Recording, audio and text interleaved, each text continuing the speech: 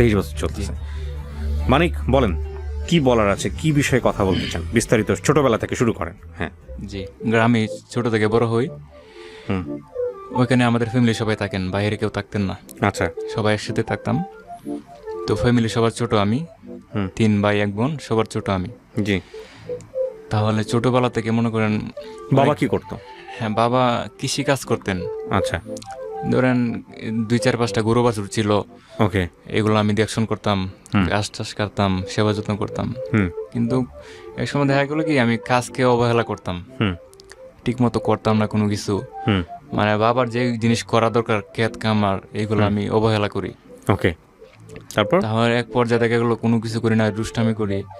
তারপর বাবা এক জায়গায় চাকরি দেয়, তারপর চাকরি করতে পারি না, 1 সপ্তাহ পর চাকরি ছেড়ে দিই। এভাবে অনেক জায়গায় চাকরি দেয়। এটা কি চাকরি বলতে কি খুব ছোট বয়স? এটা হ্যাঁ হ্যাঁ, বয়স বলতে কত বছর বয়স ছিল? তখন 10-11। 10-11, মানে লেখাপড়া করায় নাই? জি না, লেখাপড়া আমি করি নাই, ওকে ওনারা অনেক চেষ্টা করছেন। ওকে তো লেখাপড়ার প্রতি আমার কোনো মন ছিল না, যে কারণে এটা করতে পারিনি। ওকে। তারপর আমি এক জায়গা থেকে আরেক জায়গায় আসে পড়ি, থাকতে পারি না। ফ্যামিলি ছেড়ে, মানে মূল বিষয় হলো ফ্যামিলি ছেড়ে আমি থাকতে পারি না কোনো জায়গায়। এই কারণে কোনো জায়গা দিলে থাকতে পারি না। তারপর ওখান থেকে বাড়িতে চলে যাই। আবার 1 সপ্তাহ পর আবার আমাদের বাজারে এক দোকানে দেয়, আবার চলে আসি, থাকতে পারি না। জি। এভাবে কাটে। তারপর আস্তে আস্তে ফ্যামিলিতে থাকি, আর বাইরে কোনো জায়গা দেয় না, যেহেতু থাকতে পারি না। তারপর এক পর্যায়ে এভাবে থাকতে থাকি 2-4-5 বছর পরে মনে করেন ইলেকট্রিকের কাজ শিখি আমি। আমার এক বন্ধু, ও কাজ করতো ইলেকট্রিকের। জি। তো ওকে বলছি আমাকে কাজটা শেখাও বন্ধু, ও আমাকে অনেকটা হেল্প করছে, কাজটা শিখলাম। তারপর শেখার পরে অনেকদিন হেল্পার হিসেবে করলাম। টুকটাক গ্রাম অঞ্চলে ইলেকট্রিকের কাজ আমি করতে পারি, পুরোপুরি শিখি নেই। ওকে। তারপর এক পর্যায়ে দেখা গেলো আমি চাইছি, আমার প্ল্যান হলো আমি এই ইলেকট্রিকের আমি একটা মাথা হয়ে যাব, মানে একটা বড় ধরনের আমি পর্যায়ে চলে যাব এভাবে। তারপর আমি চাইছি কোম্পানিতে কোনো কাজ করতে। তারপর কোম্পানিতে করি, কিছুদিন করি, মাসে। তারপর কোম্পানিতে টাকা পয়সা খুব ঝামেলা হয়, ওইখান থেকে চলে আসি, আবার বাড়িতে যাই। যাওয়ার পরে আবার বন্ধুকে ফোন দিলাম, তারপর বন্ধু আবার ওর কোম্পানিতে না ঢুকাই দিল। কাজ করলাম, কাজ মোটামুটি শিখলাম। এই যে কোম্পানিতে ঢুকাই দিল, মানে ওই কোম্পানিতে আপনার কাজ কি ছিল? আমার কাজ ছিল, তখন তো আমি হেল্পার হিসেবে ছিলাম। ইলেকট্রিকের যে আপনার যে দায়িত্ব একটা আছে, আলাদা একটা দায়িত্ব, ওই দায়িত্ব ছিল আমার। ধরেন বোর্ড সুইচ আপনার অনেক ধরনের ইলেকট্রিকের কাজ করতেন? জি জি। আচ্ছা, বয়স কত তখন আপনার? তখন হ্যাঁ, তখন আমার বয়স প্রায় 18। আচ্ছা, বলেন তারপর। তারপর এক পর্যায়ে আমি ওইদিকে অনেকদিন কাজ করি, প্রায় 5-6 মাস কাজ করি। আমার মোটামুটিভাবে একটা অভিজ্ঞতা হয়ে যায়, অনেকটা আমার আগ্রহ আছে। আমার যে সিনিয়র উস্তাদ, উনি বলছেন যে তোমার মানে খুব একটা আছে, আগ্রহ আছে এই বিষয়ে, তুমি শিখতে পারবা। তখন আমি কাজ করি। তারপর 6 মাস পরে আবার ঈদ আসে, ঈদের আগে বাড়িতে চলে যাই। আচ্ছা, টাকা পয়সা নেই, এরপরে আর কোম্পানিতে আমি আসি নাই। এই যে কাজের প্রতি আমার একটা অবহেলা। আচ্ছা। আসার পরে এভাবে বাড়িতে 1-2 বছর আরো এভাবে কাটাই ফ্যামিলি নিয়ে। তখন এই যে বাবার গরু বাছুর ছিল, ক্ষেত কলা একটু টুকটাক করি। এভাবে করতে করতে কিছুদিন চলে যায়। তারপর হঠাৎ করে আমাকে আমার বাবা মা উনি পরামর্শ করে আমাকে জামাতো পাঠাই দেন, তাবলিগ। জি, তাবলিগে 3 দিনের জন্য, যে চলে যাও, চিল্লা দাও। হ্যাঁ চিল্লা দাও, একটু ভালো হইতে পারবা, দিনের পথে আসো। তারপর আমার বন্ধু বান্ধব ফ্রেন্ড ওদেরকে নিয়ে জামাতে যাই। যাওয়ার পর 3 দিন পরে বাড়িতে চলে আসি। আসার পরে ফ্যামিলিতে শুনি, আমি তো 3 দিন ছিলাম না, কিছু জানি না ফ্যামিলির ব্যাপারে। তারপর শুনি আমার যে বড় 2 ভাই, ভাই বউ ভাবি, ওনারা আলোচনা করতেছেন, কথাবার্তা বলতেছেন প্রতিবেশী মহিলাদের সাথে আমার বিয়ের বিষয় নিয়ে। তখন আমি তো বুঝতে পারিনি। তখন আমাকে অনেকে মজা করে বলে যে তোমার তো বিয়ে ঠিক হয়ে গেছে। আমি কিছু না, এটা মজা করো নাকি, বিয়ে করবো আমি আরো 4-5 বছর পরে, এখন আমার কিছুই করি নাই। ভবিষ্যৎ যে জিনিসটা, ওটা আমি করি নাই এখনো, এই বিষয়। তারপর এক পর্যায়ে দেখা গেল 2-4-5 দিন গেলে পরে আমার ফ্যামিলি থেকে আমার ভাই ওনারা বলতেছেন, মা বাবা, যে আমার মা বলতেছেন আমি তো বয়স হয়ে গেছে বাবা, দেখো তুমি, আমার অনেক বয়স হয়ে গেছে, আর বিশেষ করে হলো তোমার 2 ভাই বউ যে ওনাদের সংসার নিয়ে ঝামেলা আছে, হুম প্রত্যেকজনের পোলাপান আছে 2-3টা করে, হুম তাহলে আমার আলাদা একটা সেবা যত্ন আছে, হুম যে এক পর্যায়ে তখন আমি নিজের কাপড়গুলো ধুতে পারি না, হুম আমার পিছিয়ে একজন লোক দরকার। হয়তো গরিবের ফ্যামিলি সন্তান নিতে পারি, হুম কিন্তু চলাফেরাটা একটু অন্য টাইপের। হুম তাহলে মা বলতেছেন এখন তো আমার বয়স হয়ে গেছে, এখন আমি রান্না বাড়া কত কিছু আছে এগুলা পারি না। মানে ঘরে একটা বউ নিয়ে আসো। জি, তোমার জন্য আমরা একটা বউ দেখছি, এখন তুমি কি বলো? তখন আমি হঠাৎ করে সরাসরি তো মা বাবার সামনে এরকম কথা বলা ঠিক না, বলতেও পারি না। হুম তখন কিছু না বললে আমি চলে গেছি, আমি কিছু আমার ভাবতে দাও, দেখি কি হয়। তারপর বাবার এদিকে আমি দেখলাম কিছু নাই। যে জায়গায় আমার জন্ম দিয়েছেন আমাকে মা, ওই মা যখন কথাটা বলছেন, হুম তাহলে অবশ্যই এটা ভালোর জন্যই বলছেন, সন্তানের খারাপ কোনো সময় চায় না। হুম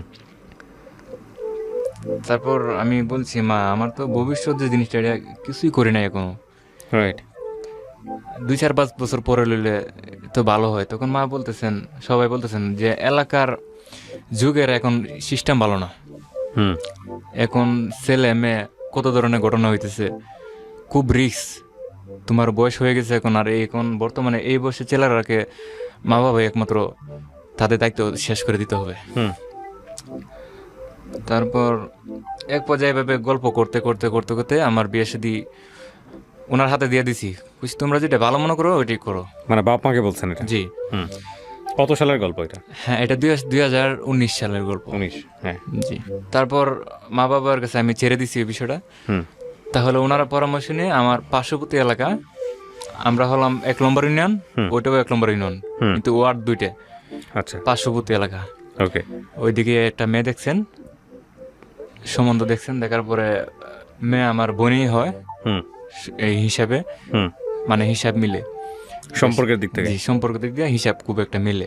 হুম তারপর আমার মা, ভাই, বাবা ওনারা গেছেন মেয়ের বাড়িতে গিয়ে দেখছেন, হুম ওইটাও আমি নিজেও পুরোপুরি জানি না, তারপরে বলছেন। হুম যাওয়ার পরে ওনারা মেয়ে দেখছেন, ওনাদের যে আমার শ্বশুরবাড়ির আর্থিক অবস্থা হুম খুবই দুর্বল, বিশেষ করে আমরা তো দুর্বল, মানে আমাদের থেকে অনেকটা দুর্বল, হুম এলাকার প্রতি তারা মানে খুবই একটা বেশি দুর্বল। মানে শুধু একমাত্র আমার মা একটা কথা বলছেন যে আমি চাই আমার ফ্যামিলি সবাই ছোট ছেলে, আচ্ছা আদরের ছেলে। আর বিশেষ করে আমার মা 5 ওয়াক্ত নামাজ পড়েন, মনে করেন রোজা নমাজ সবকিছু, এদিক দিয়ে আমার মা একটু হুম অন্যরকম। ধার্মিক? হ্যাঁ, তারপর আমার মা বলছেন আমি চাই আমার মেয়েটা, যে আমার ছেলের বউটা হবে মানে পর্দাশী, পর্দা করবে, সম্মান জানবে, ঘরের বউ হয়ে থাকবে, সম্মান দিতে জানবে, আর মেয়েটাকে চাই মেয়েটা হয়তো ভালো। হুম তা আমরা মেয়ে দেখছি, দেখে পছন্দ হয়েছে, মেয়ে কোরআন শরীফ পড়ে, বাংলা পড়া আছে, ব্যবহার ভালো, হুম সব দিক দিয়ে ঠিক আছে। বিশেষ করে তোমার যে আর্থিক অবস্থা এগুলো তোমার দেখে লাভ নেই, হুম তুমি তো বাবা বউ কিনে থাকবে, ওকে দেখে বিয়ে করো, আমরা ওকে দেখে পছন্দ হয়েছে, হুম এখন তোমার কিছু বলার আছে নাকি বলো। আচ্ছা। আমি কইছি মা, জীবনের তো একটা শেষ, বিয়ে শাদী জন্ম মৃত্যু একবারই হয়, হুম আমার তো বন্ধু বান্ধব আছে, ওদেরকে নিয়ে একবার আমি যাই, গিয়ে একটু দেখতে চাই। হুম তারপর বললো সমস্যা নেই, তুমি যেহেতু বিয়ে করবা তোমার দেখার অধিকার আছে, তুমি যাও গিয়ে দেখতে পারো। হুম তারপর আমি একটা বাইক নিয়ে আমার বন্ধু বান্ধব নিয়ে একদিন যাই। হুম যাওয়ার পরে বিশেষ করে আমি মা যেটা বলছেন অর্থনৈতিক হুম আর্থিক অবস্থা এগুলো দেখার কোনো প্রয়োজন নেই, যে ঘর বাড়ি মনে করুন ওইটাও নাই, হুম বিশেষ করে বস্তিতে যেভাবে মানুষ বসবাস করে হুম এরকমই। তখন আমি মার কথাটা আমার মনে পড়ে গেছে, মা তো বলছিলেন কথাটা, হুম যে তখন আমি যাই, যাওয়ার পরে ওনারা মেয়েকে সামনে আনেন, আমি দেখলে পরে মেয়েকে দেখে আমার পছন্দ হয়, হুম হুম ওরা দেখে আমার পছন্দ হয়েছে। তারপর আমি বলছি চলে যাই, হুম দেখা হয়ে গেছে। তারপর আমি চলে আসি বাড়িতে, হুম আসার পরে আমার কাছ থেকে মানে ট্রিটমেন্ট নিতে চাইতেছে ফ্যামিলি, হুম যে কি। তখন আমি একবার ভাবতেছি যে বউ কিনে তো থাকবো ঠিক আছে সারা জীবন, আমি তো শ্বশুর বাড়িতে পড়ে থাকবো না। তারপরও মন মানতেছে না, কারণ আমি তো শ্বশুর বাড়ি মনে একটা আছে, মানুষ একটা আশা ভরসা করে হুম যে আমি একটা বিপদে পড়লে শ্বশুর বাড়ি থেকে এটা চাবো এটা Support চাবো, হবে, হ্যাঁ। সাপোর্ট, যে কারণে আমি সাপোর্ট, এরকম কিছুই নাই জি সাপোর্ট বলতে কিছু নেই। ওনারা ফ্যামিলিতে আমি যে বিয়ে করি হুম ওই বউ ফ্যামিলিতে সবাই বড়, হুম ওর বয়স যখন 14 বছর তখন আমি বিয়ে করি। হুম ফ্যামিলিতে ওই বড়, আরো ওর 3টা বোন আছে, হুম। ওরা আরো 3 বোন আছে, 3 ভাই আছে, ফ্যামিলিতে সবার বড়। আচ্ছা। আর যারা আছে এখনো ছোট ছোট বাচ্চা ফ্যামিলিতে, এই কারণে মানে সবার বড় তো, মানে প্রথম মেয়েকে আমি বিয়ে করি। হুম। এক পর্যায়ে আমার দিকে পছন্দ হয়েছে, তারপর বলছি জীবনে মানুষের তো দুদিনের দিন দেখি, মানে অর্থনৈতিক আজকে আছে কালকে নাই। আচ্ছা, আমার মেয়েকে দেখে পছন্দ হয়েছে, ও যদি ভালো থাকে, মা বাবাও দেখছেন, ওইটা অবশ্যই ভালো হয়। তারপর আমি ডিসিশন দিয়ে ফেলেছি বাবা মাকে, হ্যাঁ তোমরা দেখো যেটা ভালো মনে করো ওইটাই। তারপর ওনারা এক পর্যায়ে যে শ্বশুর বাড়ি থেকে হুম। যে একটা চাপ দিছে, কিরকম চাপ, মানে আমরা যে দেখছি, আমরা কেন এটা জানাইতেছি না হুম। বিয়ের ব্যাপারে, হুম। খুব একটা চাপ দিয়ে ফেলেছে আমাদেরকে। হুম। তারপর আমরা বলছি দেখো জীবনের একটা জিনিস বিয়ে শাদী, ওইটা তো ভাববা চিন্তা করতে হবে, হুম। হঠাৎ করে তো আর কোনোভাবে হয় না এটা। হুম। তারপর আমার ভাইকে বাবাকে বাজারে পাইলে পরে আমার শ্বশুরে অন্য এলাকার মানুষ বলে কি আমরা জানান তারিখ কবে কি করবেন। হুম। তারপর আমার একটা চাচাতো ভাইয়ের কফি হাউস আছে বাজারে, ওই দোকানে বসেই শ্বশুরবাড়ির এলাকার লোক হুম। মানে চাইতেছেন দোকানে বসে এটা এই যে বিয়ের সাথে আপনার মেয়েটাকে দেখে পছন্দ হয়েছিল? হ্যাঁ, আমারকে মেয়ে দেখে পছন্দ ছিল। মেয়েদের কিন্তু শ্বশুরবাড়ির অবস্থা ভালো না। এই অবস্থার প্রতি আমার বেশি একটা আমি ভালো ছিল না। হুম। তারপরেও যে জায়গায় মা বলছেন যে মেয়ে যদি ভালো হয়, মেয়েকে নিয়ে তো তুমি সুখী হইতে পারো, তো এর থেকে আর কিছু লাগে না। হুম। তারপর Right. হ্যাঁ, ওই মার কথাই আমি সবসময় স্মরণ করছি, ওইটা মানে মার কথাই আমি এতটুকু আগাইছি। আর যেহেতু মা আমাকে বলছেন কথাটা নিজে থেকে, বিয়ে শাদীর ব্যাপার না করলে তো মা কষ্ট পাবে, এই জন্য আমি এটা ডিসিশন নিই। হুম। তারপরে এক পর্যায়ে একটা দোকানে বসে কফি হাউসে হঠাৎ করে শুনি ওই দোকানেই আপনার বিয়ে শাদীর ডেট, একটা ডেট মানে ওরা চাইতেছে ওইটা দিয়ে ফেলতো। হুম। তো ওইটা তো আর আমি জানি না। তারপর বাড়িতে বড় ভাই আসেন, আসলে বড় কইতেছে, হুম। চিল্লাচিল্লি করতেছেন যে জীবনে বিয়ের সাথে শেষ বিয়ে, বেশি দেরি নেই, কাউকে জানাইতে পারে না কিছু না। এক পর্যায়ে সময় চলে আসে, তারপর আমি রেডি হই, সেদিন আমি বিয়ের জন্য প্রস্তুত। শুক্রবারে আমি বউকে আনতে যাব। আচ্ছা। তখন যাই গাড়ি টাড়ি নিয়ে শ্বশুরবাড়ি এলাকা, তো পার্শ্ববর্তী এলাকা, কোনো মানে ঝামেলা নেই, মানে এলাকা থেকে আমাদের এলাকা থেকে হাঁটতে গেলেও 5 মিনিট সময় লাগে, খুবই কাছে। তারপর যাই, মানে এক পর্যায়ে শেষে আমি বউকে উঠা নিয়ে আসি বাড়িতে। আচ্ছা। আসার পরে তো বিয়ের কাজ বিয়ে শেষে, করলেন কত সালে তাহলে? বিয়ে করে আমি 2019 সালে, 2019 সালে। আজকে থেকে প্রায় 2 বছর হয়। ওকে, মেয়ের বয়স কত ছিল তখন? তখন মেয়ের বয়স ছিল 14 বছর। ওকে। তো এখন থেকে প্রায় 2 বছর হয় বিয়ের আমার বয়স। আমি আর বাইরে যাই না, যেহেতু বিয়ে শাদী করছি, বাড়িতে থাকি, এভাবে সময় যায়। তারপর শ্বশুর বাড়ি থেকে লোক আসে, কাছাকাছি তো অনেকে আসে, আসা যাওয়া করে, এভাবে ভালোই 1-1.5 মাস কাটতেছে। সব দিক দিয়ে ভালোই পাইছি আমি, শ্বশুর শাশুড়ি আচার আচরণ, মানে সবাই বলতেছে এলাকা বিয়ে লইছো খুব ভালো, তোমার শ্বশুর ভালো আছে, শাশুড়ি ভালো আছে, মানে এইভাবে খুব একটা ভালো লাগতেছে। এভাবে যায় কিছুদিন।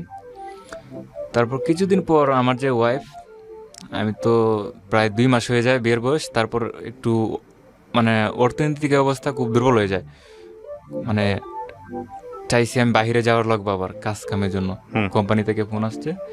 তারপর এক পর্যায়ে আমি আবার বউকে রেখে আমি বাইরে চলে যাই নেত্রকোনা কোম্পানি কাজে। তারপর কিছুদিন কাজ করি, প্রায় 1 সপ্তাহ হয়ে গেছি বাড়ি থেকে। তখন আমার ওয়াইফে আমাকে ফোন টোন দেয়, মিস করে, আমিও মিস করি। প্রথম বিয়ে করে তো থাকা যায় না দূরে বেশি। তারপর কথাবার্তা বললে বেশি মায়া লাগে, বাইরে থাকতে পারি না। আচ্ছা। এক পর্যায়ে আমার অনেক কষ্ট লাগে, কথা বললেই কষ্ট হয়, থাকতে পারি না ফ্যামিলি ছেড়ে। তারপর আমার বউ বলতেছে তুমি চলে আসো বাড়িতে, দরকার নাই টাকা পয়সা কোনো কিছু, দরকার দিলে আমরা না খেয়ে থাকবো। তো আমাকে সান্ত্বনা দিল। আমি বলছি দেখো বিয়ে শাদী করছি, সব কিছু দরকার, অর্থনৈতিকটাই দরকার একটু বেশি, টাকা পয়সা, কারণ আমাদের সামনে ভবিষ্যৎ আছে তো।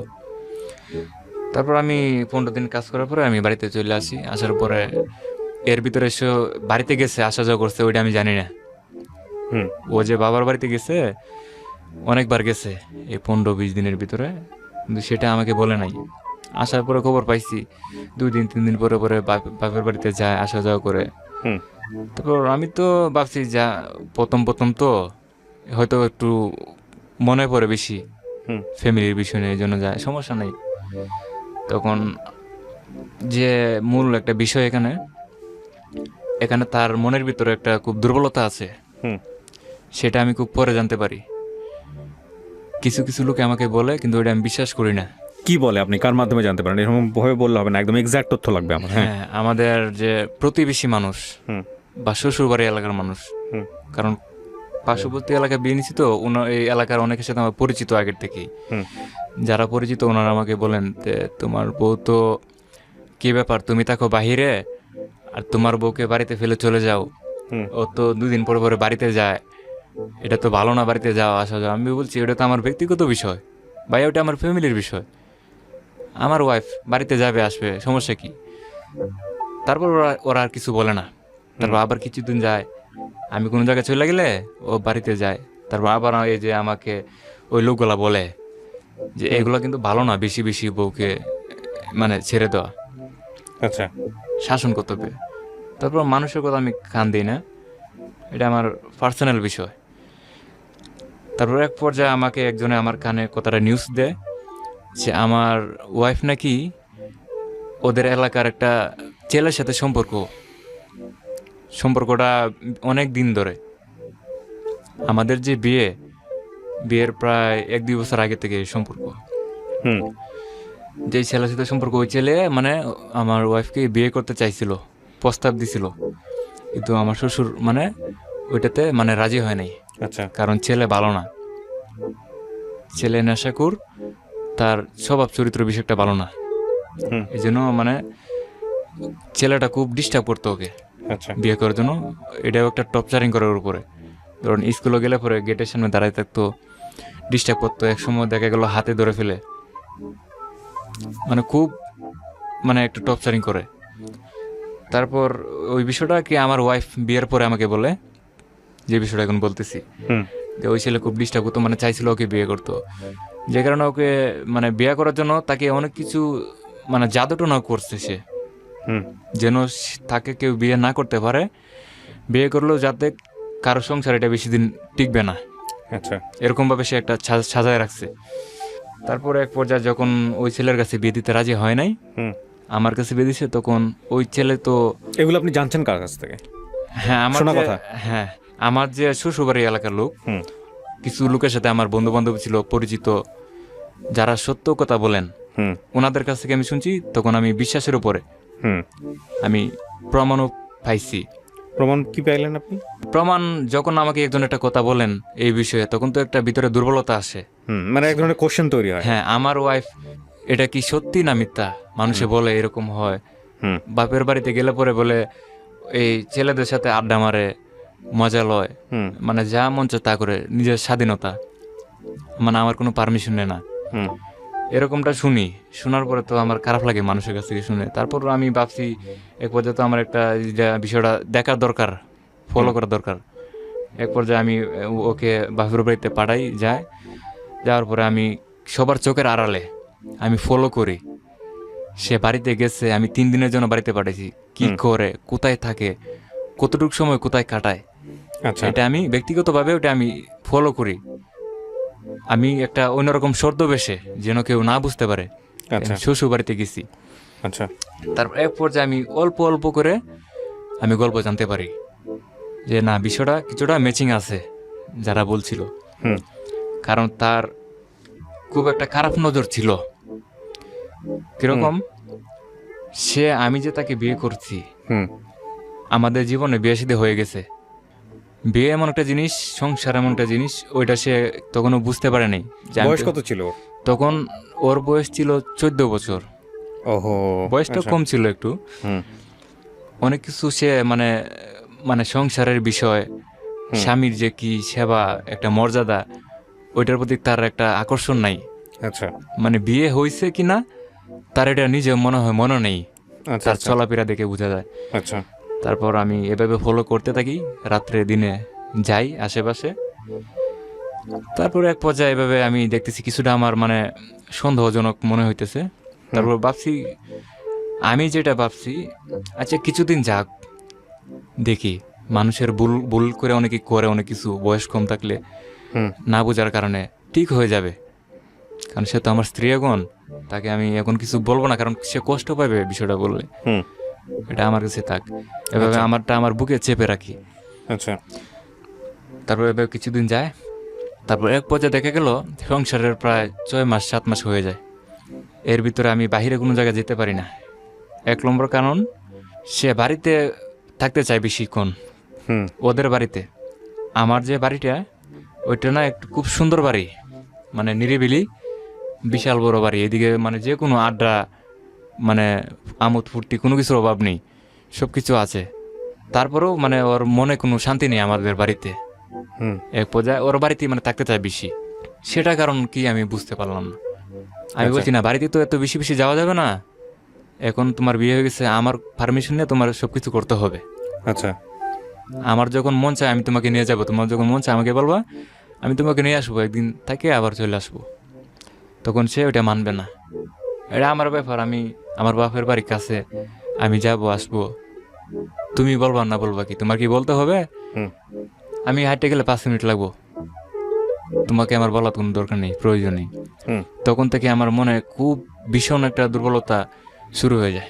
আচ্ছা, মানে সন্দেহ তৈরি হয়। জি, হুম কেন আমার ওয়াইফ এত আমার অল্প- কথা শুনতেছে না। জি, আমার কথা শুনতেছে না।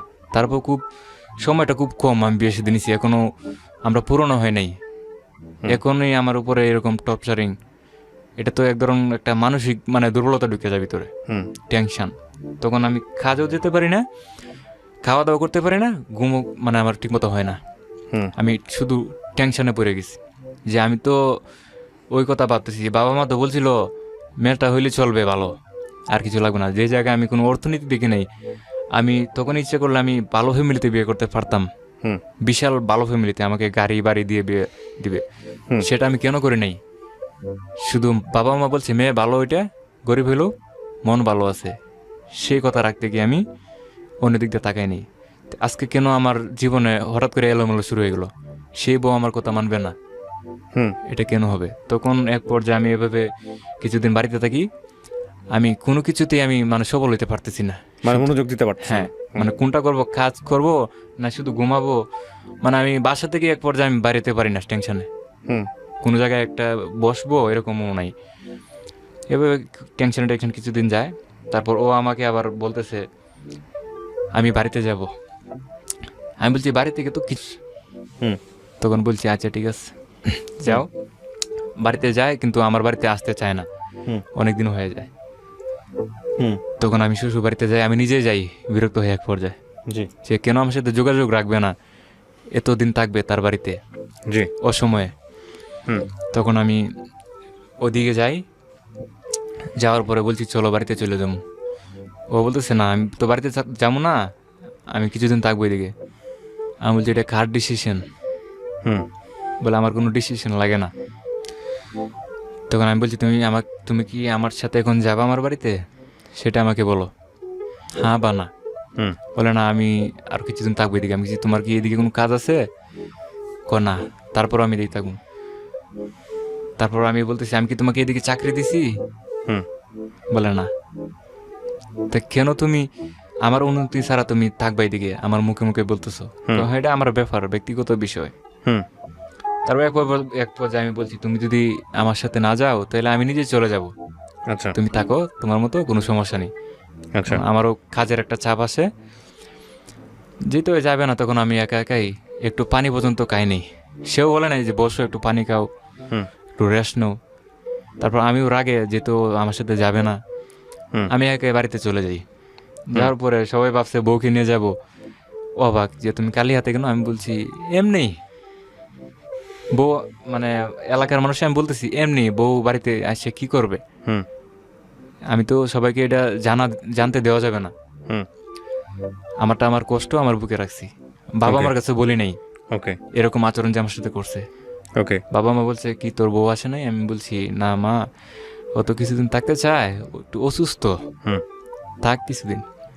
আচ্ছা তারপর আমি তো থাকতে পারি না, হুম যখন রাত হয় নিজুম খারাপ লাগে। খারাপ লাগে, যত রাত গভীর হয় তখন বিষণ্ণ শুরু হয় জীবনে। হুম খুব স্বাভাবিক। জি, তারপর এক পর্যায়ে আমি তাকে বারবার ফোন দিই, ফোনও রিসিভ করতে চায় না। হুম দেখা গেল সে খুব একটা মারাত্মকভাবে ব্যস্ততার মধ্যে হুম পড়ে গেছে। হুম কিন্তু ব্যস্ততাটা কি সেটা তো আমার জানার দরকার। হুম সে তো ব্যস্ত আমাকে নিয়ে না। না, আপনাকে পাত্তা দিচ্ছে না, সোজা বাংলা হ্যাঁ, আমাকে পাত্তা দিচ্ছে না। হুম তার মতো সে ব্যস্ততা কেন থাকবে? তারপর যে আমি ফোন দিই যে তুমি চলে আসো বাড়িতে, হুম আমার তো খুব কষ্ট হয়, খাওয়া দাওয়া, আম্মা অসুস্থ, আমি নিজেও অসুস্থ, হুম আমার শরীরে শান্তি নেই, তুমি চলে আসো। তুমি চলে আসো, সমস্যা কি আমার বাড়িতে? হুম তখন আমি বলছি তুমি কি আমাকে ঘর জামাই নিবা নাকি বলতেছো, মানে হাসে হাসে বলতেছি হুম আমি তোমার বাড়িতে কেন যাব? তখন সে বলতেছে তুমি ঘর জামাই তো তুমি। ঘর জামাই তো তুমি? হ্যাঁ। আচ্ছা। আমি বলছি সেটা আবার কবে হইলাম? এখন থেকে তুমি ঘর জামাই মনে হয় আমার কাছে। হুম তারপর আমি কথাটা মজা করে এটা ফেলে দিলাম, হুম যা বলছে তো বলছি। হুম তারপরে আবার মানে বউ ছাড়া থাকতে পারি না তো, মানে বউয়ের প্রতি আমার এত অল্প সময়ে ভালোবাসা বেশি জমে গেছে, হুম মানে যেটা আমার ফ্যামিলিতেও ছিল না। তাকে ওইটা একমাত্র আল্লাহ তাআলা জানেন এত ভালো আমি কেন বাসছিলাম। এই মেয়েটা কি আপনার প্রথম জীবনে লাভ? জি। ওকে। ওই ওই লাভের আগে আমি জীবনে কোনো মেয়ের দিকে তাকাইও নাই, ওইটা জীবনে আচ্ছা। ফার্স্ট। ওকে, তারপর? তারপর এক পর্যায়ে যে ভালোবাসাটা বেশি তার প্রতি আমার থাকতে পারি না।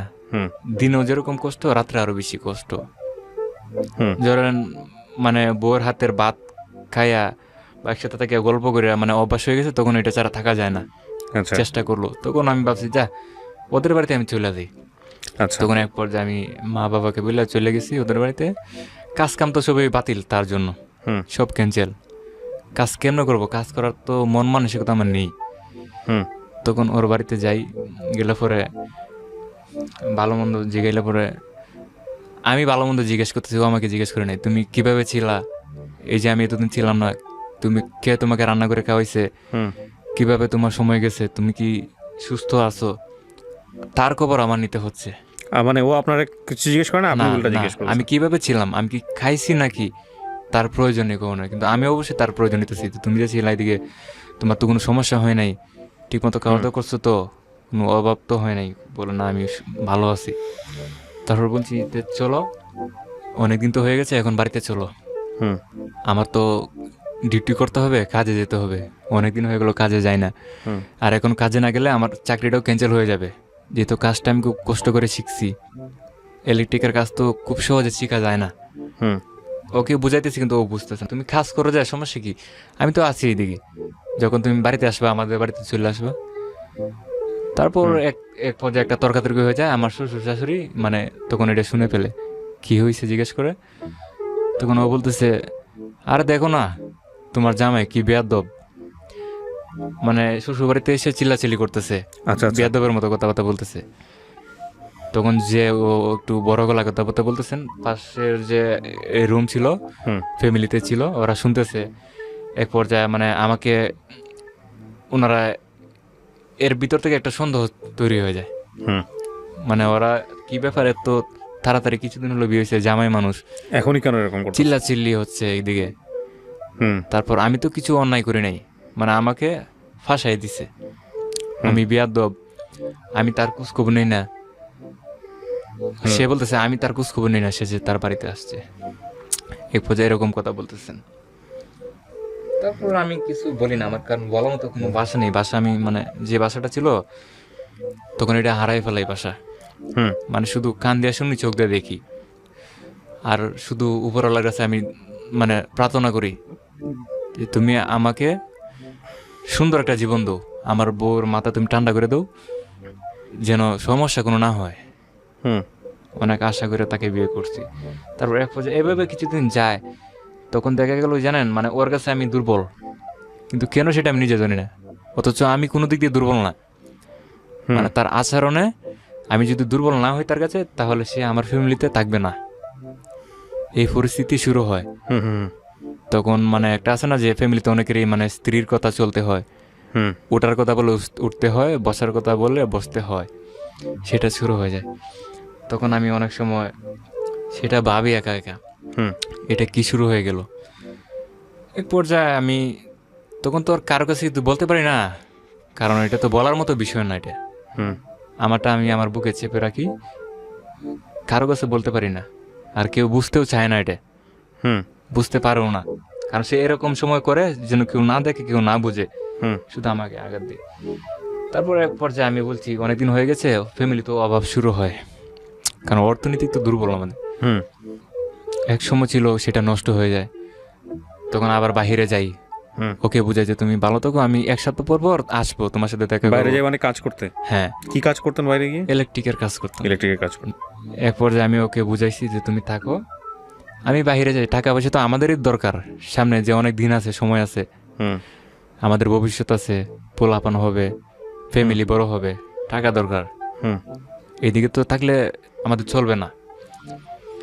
তাহলে তাকে বুঝাই আমি যাই আবার ওই কাজে। যাওয়ার পরে শুনি ফোন দিছি, ফোন দিলে পরে বলে আমি বাপের বাড়ি চলে আসছি। আমি বলছি তুমি তো চলে আসছো, আমার তো, আমি হয়তো বাড়িতে নেই, কিন্তু আমার বাবা আছে, মা আছে, ফ্যামিলি তো অনেক কেউ আছে, হুম ওদেরও তো একটা আশা আছে যে তুমি বউ, ওদের কথা তুমি মানবা, সম্মান দিবা। হুম ওনারা যেটা বলে, কারণ ওনারাই পছন্দ করে বিয়ে করেছেন আমাকে, আমি Right. নাই, আমি নাই তাতে কি হয়েছে, তুমি তো বাড়িতে থাকতা, অথচ আমাকে তো তুমি জিজ্ঞাসা করতা।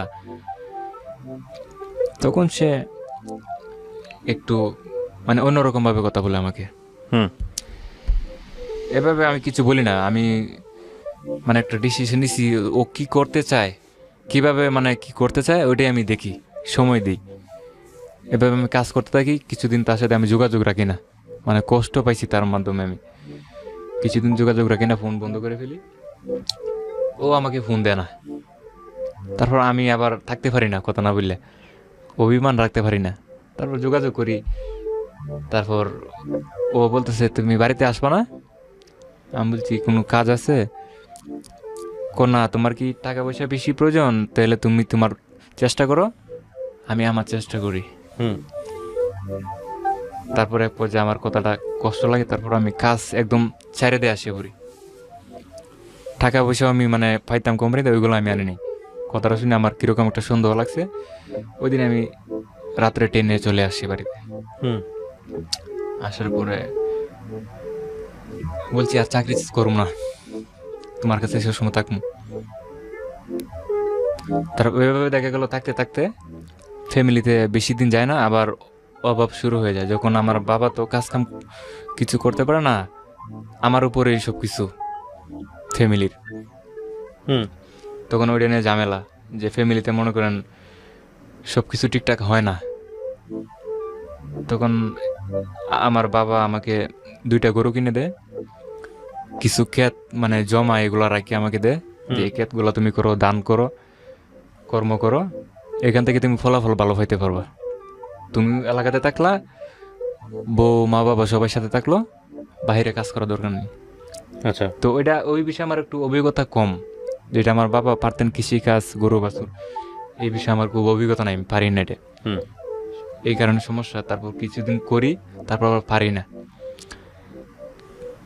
তারপর আমি এক পর্যায়ে আমি এটা করি না, অবহেলা করি, ক্ষেত খামার এগুলা কৃষিকাজ। তখন বাবা গরুগুলা বিক্রি করে ফেলে, যে তোমাকে দিয়ে কাজ হবে না, তুমি তো সফল হইতে পারবে না, চাইছিলাম তুমি কাছে থাকো, নিজের ভবিষ্যৎ নিজে করো।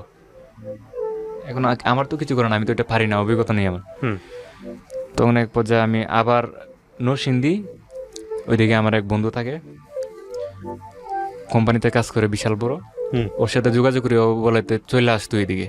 আচ্ছা তারপর আমি বলছি তাহলে আমার তো ওয়াইফকে নিয়ে আসতে হবে এদিকে। তখন ওয়াইফ কোথায় থাকে আপনার? তখন আমার সাথেই থাকে। তখন আমি বলছি তখন বন্ধু আমার তো ওয়াইফকে নিয়ে আসতে হবে, নাহলে সমস্যা হয়ে যাবে, কারণ ওইদিকে তো অনেকটা দূরে, হুম অনেকদিন থাকতে হবে। আচ্ছা তারপর বলে ওটা তোমাদের বিষয় দেখো। তখন আমি ওয়াইফকে বলি, পরামর্শ করি একটা। তারপর আমার পরামর্শ সে মানবে না, আমি তোমার সাথে কেন যাবো এত দূরে? আমি বলছি আমি পৃথিবীর যে কোনো জায়গায় তোমাকে নিয়ে যাবো, সেটা আমাদের বিষয়, আমি তো তোমার স্বামী না, তো তোমার সমস্যা কোথায়? আমি কাজ করবো, তুমি থাকবা বাসায়। হুম বলে না আমি যাব না। তারপর ও যাবে না, এদিকে তো একটা ঝামেলা তৈরি হয়ে গেছে, আমি তো যেতে পারতেছি না তাকে এদিকে রাখিয়া। হুম তারপর আমিও যাই না, এভাবে কাজ করি, মাঝে মাঝে আবার করি না, এভাবে সময় যায়। তারপর ও তো একটা সমস্যা, বাবার বাড়িতে বেশি থাকতে চায়, শ্বশুর বাড়ির কাছে তো। জি। হ্যাঁ, তারপর আমি সেটা মানে মানতে পারতেছি না। তখন আমার শরীরে অনেকটা রাগ আসতেছে যে সে আমার কথা মানবে না, বাপের বাড়িতে 2 দিন পর পর চলে যাবে, হুম তার মতো সে চলবে, এটা তো হবে না, এটা তো কোনো জীবন না। হুম এভাবে সময় যায়। তারপর আমি বাপের বাড়িতে যাওয়ার জন্য দিই না, না দেওয়ার কারণে সে তার বাবার কাছে ফোন দেয়, মার কাছে ফোন দেয় যে আমাকে তো মারতেছে, আমি বাড়িতে আসার কথা বলছি এই জন্য মারতেছে, আমাকে আসতে দেয় না, আমার এই করে সেই করে। মানে সে একটু মিথ্যা কথা বেশি বলতো আর কি। হুম কোনো আশ্রয় নিতে চাইলে মিথ্যে কথা বলতো বেশি। মানে এই জায়গাটা আমাকে দুর্বল করে লাইতো আর কি, মিথ্যা কথা বললে। যে কারণে তার কথা সবাই বিশ্বাস করতো ফ্যামিলিতে। হুম সে মিথ্যে বললো, এটা সত্য হয়ে যেত। আচ্ছা। আমারটা রাইট থাকতো না। তখন ওর শ্বশুর বাড়ি এলাকায় আসে, আমার লোক আসে, আসলে পরে সে বিচার দেয় যে আমার তো বাড়িতে যাইতে দেয় না। ওনারাও একটু এ কথা বলে নাই যে তুমি তো, তোমাকে বিয়ে দিয়ে ফেলেছি, তুমি তো স্বামীর অধীনে এখন। ও কথা না বললে তোকে খেয়ে যেতে দেবে না, তুই চল। এভাবে আমার ফ্যামিলি সবাই তাকায় রয়েছে। আমার শ্বশুরে বলতেছে তুই প্রতিদিন যাবি, প্রতিদিন আসবি, হুম সমস্যা কি? আরো মানে মেয়েদেরকে শাসন না করে আরো চান্স দিতেছে। হুম তারপরে এক পর্যায়ে আমি বিষয়টা খুব কষ্ট পাই। আমার শ্বশুর তো বাড়িতে এসে যদি এরকম ভাবে কথা বলেন, চিল্লা পাল্লা করতেছেন, কথা বলার মাধ্যমে একটু মজা, কিন্তু সে মানে এরকম ভাবতেছে না যে আমার স্বামী, বা আমিও এরকম মানে অনুভূতি পাইতেছি না সে আমার স্ত্রী। হুম মনে হইতেছে দুজন দুজনকে চিনি না, অপর। তারপরে এক পর্যায়ে আমার একটু অভিমান হয়ে যায়, খুশি ওর সাথে যোগাযোগ রাখবো না, আমি বাইরে চলে যাবো কোম্পানিতে, ওকে। যেহেতু আমার কথা শুনে না, দেখি সে কি করতে চায়। তারপর এক পর্যায়ে আমি আবার বাইরে চলে যাই, কাজে কাজ করি। কাজের মাঝে তো আমার মন নাই, কাজ করতে গেলেও আমি কাজ করতে গেলে হাতে থেকে জিনিস পড়ে যায়, ওকে। কারণ এই বিষয়গুলো মানে খুব মনে পড়ে বারবার। ওয়াইফ তখন কি আপনার কন্ট্রোলের বাইরে একদম? জি, একদম কন্ট্রোলে আনা আমার জন্য সম্ভব না। হুম তারপর আমার সাথে যারা কোম্পানিতে কাজ করে ওরা বুঝতে পারতেছে যে আমার যেমন কষ্ট। ওরা জিজ্ঞেস করতে কি হয়েছে তোমার, বলো। আমি বলছি না, আমার শরীর একটু দুর্বল। হুম ওরা তো বুঝতে পারতেছে না, ওরা আমাকে দোকানে নিয়ে যায় চিকিৎসা করে, মেডিকেলে নিয়ে। হুম কিন্তু আসলে এরকম কিছু না। আমি মানে বলতে পারতেছি না এই বিষয়টা কেউ কাছে। আচ্ছা। কেন বলবো আমি একজনের কাছে, ফ্যামিলির বিষয়। এভাবে আমি চেপে রাখি। এরপরে আমার কাজ কামও ভালো লাগে না। কাজ কাম করছি যে আমি কতদিন করছি, টাকা পয়সা কত পাই, এগুলো আমার মানে খুব ইচ্ছে হয় না হিসাব নেওয়ার। হুম এভাবে আমি ফালাই আবার হঠাৎ করে বাড়িতে চলে দিই। মন খারাপ হয়ে গেছে একদিন, বাড়িতে চলে দিই। তারপর বলে হঠাৎ করে তুমি চলে আসলা। বাবা মা বলতেছে আমি আমার ভালো লাগতেছে না এদিকে, আমার মানে বাড়িতে ছাড়া আমি থাকতে পারি না, এই জন্য আমি আসছি। তারপরে এভাবে থাকতে থাকি কিছুদিন। আমার ওয়াইফ তো আমার খোঁজ খবর নেয় না, আমি ফোন দিলেও ফোন রিসিভ করে না। তারপর বাবা মা বলতেছেন, সবাই বলতেছেন, বাড়ির ভাবি, যে তোমার তো দরকার, সে তো চলে গেছে বাড়িতে, তুমি তার স্বামী, তোমার যেতে হবে, যা আনতে হবে, হুম সে তো এমনি আসতে পারবে না একা। আমি বলছি যাওয়ার সময় তো সে আমার সাথে যুদ্ধ করে যায়, আমাকে না বলে চলে যেতে পারে, তো আসার সময় তো অবশ্যই আসতে পারে, হুম তাই না? তারপর ওনারা আমাকে মানে লজ্জা দেয়, তুমি এটা বললো না, কারণ তোমার স্ত্রী, তোমার যে আনতে হবে, গ্রহণ করতে হবে, সেটা তো আমি জানি, কিন্তু আমার তো সেই অনুভূতি নাই। হুম আমি যে শ্বশুর বাড়িতে যাবো, জামাই হিসেবে একটা সম্মান পাবো, এই সম্মানটা তো আমি পাই না। রাইট। কারণ আমার ওয়াইফ পরিচয় দিতে হবে ওনাদের কাছে যে উনি আমার স্বামী, উনি আমার অমুক লাগে, উনি আমার অমুক লাগে, সেটাও একটা শান্তির বিষয়, সেটাও আমার হচ্ছে না, আরো দূরে দূরে রাখে। মানে এমন পরিস্থিতি যে কেউ জানে না আমাদের যে বিয়ে শাদী হয়েছে, সে বুঝতে দেয় না। তারপরে আমার পুরনো কথা মনে পড়লো, ওই যে আমার প্রতিবেশী বন্ধু বান্ধব বলছিল বিষয়টা, যে তার ভিতরে একটা সমস্যা চলতেছে।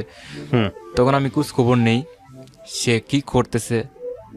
তখন আমি একটু খবর পাই যখন সে তার বাবার বাড়িতে থাকে, যে ছেলেটা তাকে বিয়ে করতে চাইছিল, সে যতদিন তার বাবার বাড়িতে ছিল ততদিনে ওই ছেলেটার বাড়ি অনেকটা দূরে, 1 ঘন্টা 1.5 ঘন্টা রাস্তা, সেখান থেকে ওইখানে আসে। আমার শ্বশুর বাড়ির পাশে একটা দোকান আছে, ওইদিকে আড্ডা মারে। অনেকেই রাত্র হয়ে গেলে অনেক জায়গায় মানে ব্যস্ততা হয়ে যায়, তখন নীরব হয়ে যায়। ওদের সাথে একটু কথাবার্তা হয়, যেটা স্বাভাবিক। আমাকে সবাই বলে এটাই স্বাভাবিক, বলতেই পারে যেহেতু পড়ি। তখন আমি বলি, ও তোমার কি লাগে ছেলে? আমার চাচা লাগে। ওই ছেলে যেটা মানে বিয়ে করতেছিল সম্পর্কে চাচা হয়। হুম পরে আমার সাথে পরিচয় করেছে, আমার চাচা লাগে। আমি কিছু হ্যাঁ। এক পর্যায়ে আমি জিজ্ঞেস করি, আপনি কি করেন? আমি তো কিছু করি না, এভাবে ঘুরি আর খাই। তখন বলছি, মানে ওই ছেলেটার সঙ্গে ওর সম্পর্ক আছে বলে আপনি ধারণা জি জি, করতেছেন? আমার মনে একটু ধারণা আসতেছে। হুম তখন আমি বলি যে আপনি তো আমার চাচা শ্বশুর, বয়সে হয়তো ছোট হইতে পারে, সম্পর্কে চাচা শ্বশুর।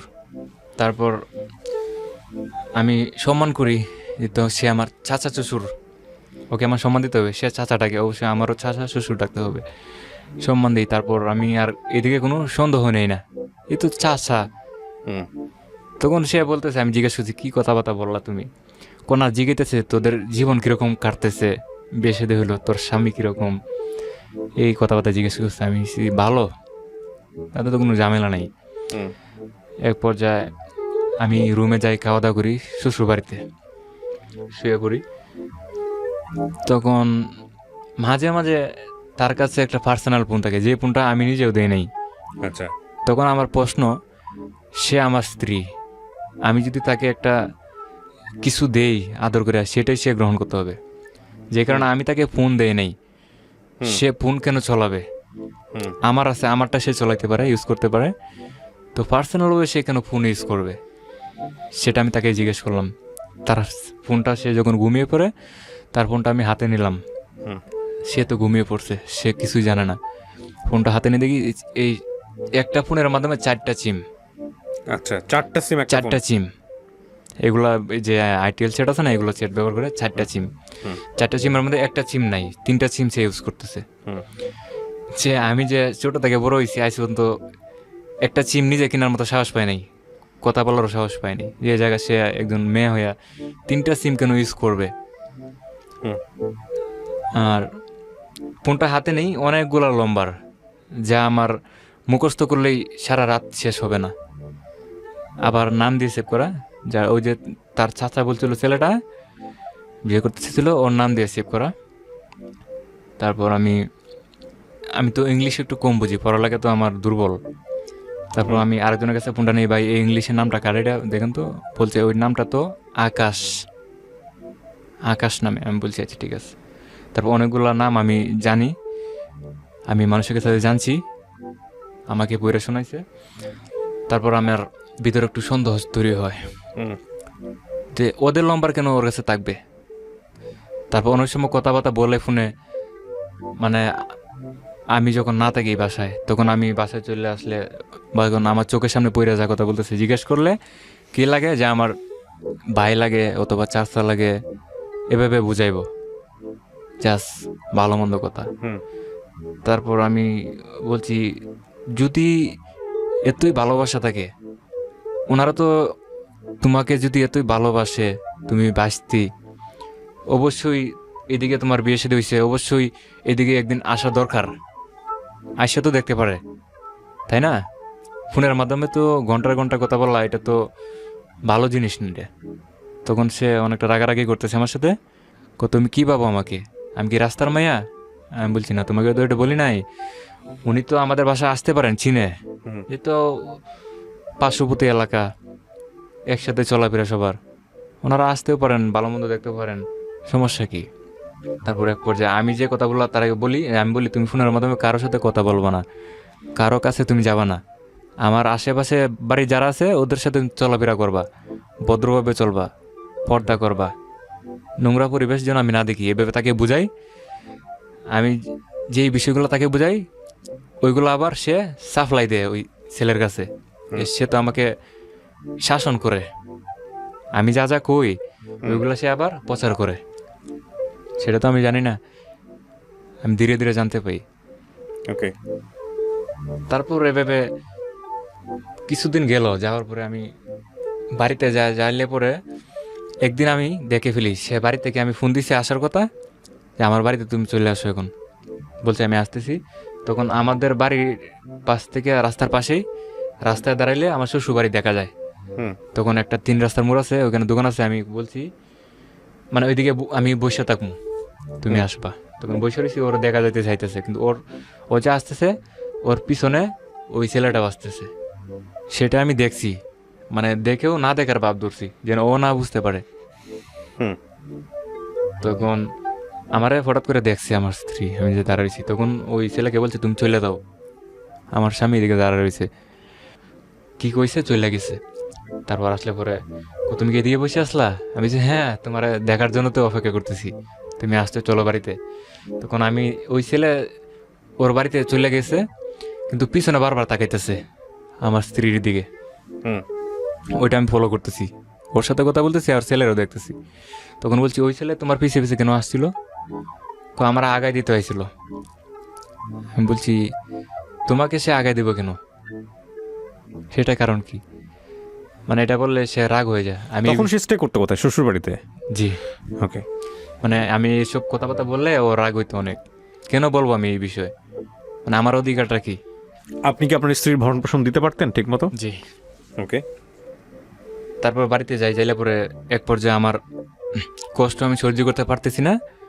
আমার কষ্ট, আমি ধৈর্য শক্তি সীমা মানে হারিয়ে যাচ্ছে। এই যে ঘটনা যতটুকু বলেছেন, এর মাঝখানে কি আপনাদের গায়ে হাত তোলার ব্যাপার এসছে? ওর গায়ে হাত তুলেছেন? জি না, এরকম কিছু হয়নি। তখন পর্যন্ত হ্যাঁ, হয় নাই? মুখে কিছু কথাবার্তা বলা হয়েছে, ওকে। কথার মাধ্যমে তর্কাতর্কি হচ্ছে, হুম। এইগুলা হয়েছে। হ্যাঁ, তারপর? তারপর বাসায় চলে যাওয়ার পরে আমি আমার মার কাছে এটা বিষয়টা আমি ফ্রি ম্যান হয়ে এই কথাটা বলি যে মা, সে তো এরকম করে কথাবার্তা মানে না। আমি চাই সে বাড়িতে 2 মাস 3 মাস পর পরে যাক আমার অনুমতি নিয়ে, কিন্তু সে আমার অনুমতি নেয় না। বাড়িতে যাইলে আমার বাড়িতে আসতে চায় না, আমাকে সম্মান করে না। এটা কি করবা তুমি? ওদের বাবা মার কাছে তুমি একটা বিচার দাও। হুম আমার ফ্যামিলিতে বলছি। পরে আমাকে বলছে এটা তো বিচার দেওয়া যাবে না, তুমি কিছুদিন হয়েছে বিয়ে নিছো, বয়স কম মেয়ের, তার তো বয়স কম, এখন তো তার বিয়ের বয়স হয় নাই, যেহেতু বিয়ে শাদী হয়ে গেছে, সে কি বুঝে? তুমি একটু বুঝাও তাকে, এখনো তো তার একটা বাচ্চা কাচ্চা হয় নাই, তার ভিতরে একটা জ্ঞান বুদ্ধি আসবে, এভাবে বুঝাইলো। তখন তো আর কিছু বলা নেই। আমি বলছি তুমি একটু বিচার দাও আমার শ্বশুর শাশুড়ির কাছে, যে সে তো এরকম করতেছে, মানে পাগলামি করতেছে বেশি। তারপর আমার একজনে বলতেছে, পার্শ্ববর্তী এলাকার ভাবি লাগে, বলতেছে ওর কি কোনো কিছু ওকে মানে আশ্রয় নিয়েছে নাকি, কোনো জিন ভূত এরকম কোনো কিছু, যে কারণে সে পাগলামি করতেছে, তোমাকে সম্মান দিতেছে না। হুম তখন কথাটা আমি ওনার সাথে পরামর্শ করি, বলতেছেন তুমি ট্রাই করতে পারো, যদি এরকম কিছু হয়ে থাকে, ওই ছেলে যদি কিছু করে থাকে ওকে। তারপর ওই ভাবির কথা আমি কানে নিই, নেওয়ার পরে বলছি কথাটা তো সত্যি, একটু দেখার দরকার। তারপর আমাদের ওই যে এলাকায় একজন বড় হুজুর আছেন, উনি অনেক কিছু পারেন, ওনার কাছে চলে যাই যে হুজুর আমার তো এই পরিস্থিতি। আবার ওই হুজুরের কাছে আমার ওয়াইফ ওই মাদ্রাসায় পড়ছিল, আমার হুজুরে আমার ওয়াইফকে চিনে। বলতেছে তুমি কি ওকে বিয়ে করছো? আমি বলছি জি হুজুর। তুমি তো অনেক ভাগীদার, সে কোরআন শরীফ পড়ছে আমার মাদ্রাসায়, অনেক ভালো মানুষ হুম মেয়েটা, তুমি ভাগীদার, তুমি সুখী হইতে পারবা। আমি জি হুজুর, আপনার দোয়া আমি সুখী আছি, এখন কেন আসছো? আমি বলছি হুজুর আমার তো একটু সমস্যা হয়ে গেছে, যে বিয়ে করছি আমি এই এতদিনের ভিতরে এরকম ঘটনা। পরে হুজুরে বিশ্বাস করতেছেন না, তুমি বলো কি, সে তো এরকম করবে না, সে আমার ছাত্রী আমি জানি। তখন আমি বলছি হুজুর এখন আমি তো জানি না তার ব্যাপারে কোনো কিছু, আগে থেকেও চিনতাম না, জানতাম না, এখন এরকম ঘটতেছে ঘটনা আমার সাথে, এখন হুজুর আপনি দেখেন না একটু কিছু করা যায় কি না। তখন হুজুরে আমাকে অনেক আদর করতো, তুমি যেহেতু আসছো, আচ্ছা তুমি কিছু জিনিস চাইছো উনি, ধরেন পরীক্ষা করার জন্য, আমি দিলাম পানি টানি। বলতে তুমি আমি একটু দেখবো তাকে কেউ কিছু করছে নাকি। হুম আমি হুজুরকে আমি একটু শক্তি দিয়ে বলছি যে আপনি দেখেন হুজুর, আমার মনে হয় ওকে কেউ কিছু করছে। তারপর হুজুর পরীক্ষা করার পরে বলতেছে হ্যাঁ তোমারটা ঠিক আছে, ওর উপরে মানে একজনের জাদু করছে। হুম কিরকম জাদু করছে? তোমার যে বাড়ি, তোমার যে ঘর, তোমার যে সীমানা, এই সীমানা তার একদম ভালো লাগবে না। এই সীমানা তার জন্য মানে একদম, তুমি যদি একটা মিষ্টি কথা বলো সেটা তার জন্য তিতা হয়ে যাবে, একটা ভালো কথা বললে এটা খারাপ হয়ে যাবে। এরকম তাবিজ করা হয়েছে, একটা জাদু করা হয়েছে। মানে ওর বাড়িতে সবসময় থাকতে চাইবে ও, মানে তোমার বাড়িটা একদম সে ক্যান্সেল, মানে কোনোভাবে তুমি রাখতে পারো না, এরকম জাদু করা হয়েছে। যেন তোমার, তখন আমার যে ধারণাটা ছিল আগে সন্দেহ, সেটা আমি মানে পুরোপুরি ঠিক পাইলাম যখন হুজুরে বলছেন। তখন আমি হুজুরে বলছি, সে হুজুর এটা কী করা যায়? এটা তো বিশাল বড় একটা কাহিনী, যেরকম মানে জাদু করছে এটা তো আমার দ্বারাতে সম্ভব না এটা, কারণ ওই জাদুর উপরে কোনো জাদু নেই। আমি বলছি তখন হুজুরে, হুজুর জাদুটা যে করা হয়েছে, আপনি যেই মানুষটা করছে জাদুটা, ওই মানুষটার নাম আমাকে একটু বলতে পারবেন? তখন উনি বলতেছেন, না আমি নাম বলতে পারবো না। আমি অনেক চেষ্টা করছি ওনার কাছ থেকে, কিন্তু উনি বলবেন না। কারণ উনি ভাবছে যদি আমি কোনো কিছু করি ছেলেকে, যদি কোনো হয়ে যায়, এই জন্য আমাকে বলতেছে না উনি। তুমি যত কিছু বলো তোমাকে নাম বলা যাবে না। তারপর তো কিছু করার নেই, আমি চলে যাই। কিন্তু ওইটা মানে একটা বিষয় শিওর হয়ে গেল যে তাকে জাদু করছে একজনে। তারপর হুজুর এক বলছে, তুমি পানি নিয়ে আসবা, তেল পরা নিয়ে আসবা, এগুলো আমি দিয়ে দেবো, গোসল টুসল দিবা, তুমি ভালো হয়ে যাবে। তাকে তুমি বলবা নামাজ পড়ার কথা, এ করার কথা। তারপর হুজুরের কথা মতো খাসখোলা করলাম। আমার মা তাকে কুরাম শরীফ আইনা দিল, যায় নামাজ পড়ার জন্য। আমাদের পাশে মাদ্রাসা আছে, বলছে তুমি নেক্সট টাইমে সকালে বিকালে তুমি মানে ওনার কাছে যায় একটু পড়বা তুমি নেক্সট টাইমে। বুঝছি, উল্টাপাল্টা অনেক কিছুই করছেন। এই সিচুয়েশনে আসলে মানুষ অনেক কিছুই করে। যাই হোক, হ্যাঁ, তারপরে কি দাঁড়িয়েছে আর কি? এভাবে সে তো রাগারাগি করে, সে আমার কথা মানতে চায় না কোনো দিক দিয়ে। তারপরে এক পর্যায়ে আমি সরাসরি একদিন আমার শ্বশুর আমার বাড়িতে আসে, কিছুদিন পরে সরাসরি আমি, যেটা আমার ফ্যামিলি বলতে চায় না, আমি একটু বলে ফেলি আমার শ্বশুরকে, দেশে তো এরকম করতেছে, একটু জিজ্ঞেস করেন সে কেন এরকম করতেছে। তারপর আমার শ্বশুর আর কোনো কথার উত্তর দেয় নাই, ওইখান থেকে চলে যায় আমার বাড়ি থেকে। যাওয়ার পরে বাড়িতে যায় উল্টাপাল্টা বলতেছে, কইতেছে ছেলে তো বেয়াদব, মুখে মুখে কথা বলে। কে বলছে এটা? আমার শ্বশুর। যে আমার মেয়ের বিষয় না, সে আমার কাছে কথা বলে, হ্যাঁ এই বিষয় আর কি। তো এক পর্যায়ে আমার বাবার কাছে বিচার দিছে, আপনার ছেলে তো ভালো না, বিচার দেয় সে কত কিছু। তারপর না এক বিষয় মানে এক পর্যায়ে এই বিষয়টা আমি চিন্তা করতে করতে না, আমার মাথায় কাজ করতেছে না কোনো কিছুই। করা নাই, সব উপরওয়ালার ইচ্ছা। তুমি ধৈর্য ধরো, তুমি ভালো একটা কিছু পাইবা। তারপর এভাবে কিছু করা নেই, এভাবে থাকতে থাকি, তার টর্চারিং আমি সহ্য করি। তারপর এক পর্যায়ে দেখা যায় ওই ছেলের সাথে কথাবার্তা বেশি হয়। আমি বাইরে গেলে আমি ফোনটা অনেক সময় হাতে নিই, তো অনেক সময় ফোন হাতে নেওয়ার জন্য দেয় না, মানে মানে হাতাহাতি হয়ে যায় তার সাথে আমার। ফোন আমার হাতে দিবে না, তার ফোন আমি কেন হাতে নেব? তারপর আমার ভিতরেও কিন্তু এর থেকে সন্দেহ, আমি তো বুঝতে পারি, তারপর আমি মুখ ফুটে বলতে পারি না। এক পর্যায়ে সে বাড়িতে যাওয়ার জন্য মানে খুব একটা পাগল হয়ে গেছে। ওই যে বললাম না, ওই ছেলে জাদু করছে যেন আমাদের বাড়িতে বেশিক্ষণ না থাকতে পারে, কারণ ওইদিকে গেলে ওই ছেলের জন্য সুবিধা। আচ্ছা, মানে ওই জায়গাটা, এলাকাটা তার, কেউ কিছু বলবেও না। তারপরে এইভাবে ওইতে থাকে। আর লোক মানুষ তো দেখলে পরে আমার কাছে বলে, শুনি, বিশ্বাস করি না, তখন বিশ্বাস করায়। নিজের চোখে দেখলে তো সব কিছু বিশ্বাস করা যায়। তারপর দেখতেছি, জানতেছি। তারপর ওই ছেলেকে আমি একদিন সরাসরি বলি যে আপনি আমার সাথে আসেন, আমি একটু কথা বলবো আপনার সাথে। আপনার কি চাই? আপনার তুমি কি বলতে চাও সরাসরি বলো। আমি বলছি, আমি সরাসরি বলতেছি, আপনি সরাসরি শুনেন। আপনি কি চান? আমার যে লাইফ, আমাদের ফ্যামিলিতে আপনি কি ভালো চান কি আমরা একটু সুখে থাকি, নাকি চান আমাদের কষ্ট হোক? কি সমস্যা হয়েছে? আমি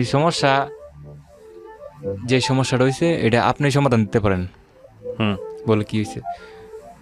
তারপর আমি বললাম যে আপনি দেখেন ভাই, আপনি বিয়ে করছেন, আপনার একটা সন্তান আছে, আপনার একটা ফ্যামিলি আছে, আপনি বিয়ে শাদী করছেন, এখন আপনি আমার স্ত্রীর পিছনে এখনো আছেন। এটা কিন্তু ভাই খুব খারাপ জিনিস। আমার তো কষ্ট, কিন্তু মানুষও এটা দেখতেছে, এটা ভালো না।